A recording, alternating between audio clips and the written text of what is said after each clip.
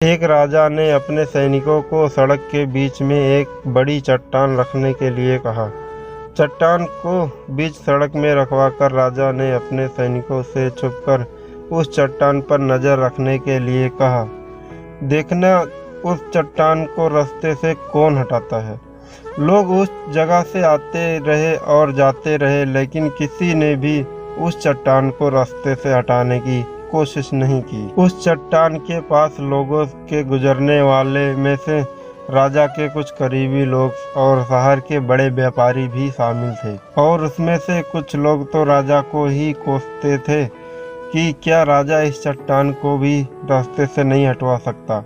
लेकिन किसी ने भी उस चट्टान को रास्ते से हटाने की प्रयास नहीं किया। ऐसा काफी दिनों तक चलता रहा। एक दिन एक किसान ने अपनी सब्जी के साथ उधर से गुजर रहा था। उसने चट्टान को रास्ते में पड़े देखा और सोचा कि सबको इस चट्टान की वजह से कितनी तकलीफ हो रही है। उसने अपनी मजबूत लाठी से उस चट्टान को एक तरफ ढकेलने की कोशिश शुरू कर दी।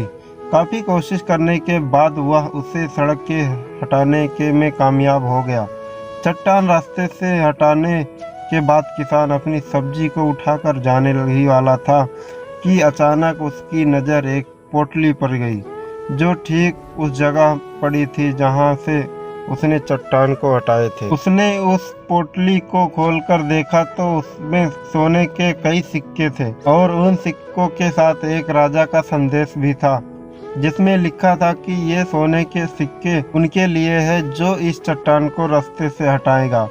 दोस्तों, बिल्कुल ठीक इसी तरह हम सबके लाइफ में कई परेशानियां आती हैं, और कुछ लोग उन परेशानियों से बचकर निकल जाते हैं, और कुछ रास्ते बदल लेते हैं, और चंद लोग ठान लेते हैं उन परेशानियों का हल निकालने के लिए, और ऐसे ही और संभावनाओं में छिपे अवसर खोज लेते हैं।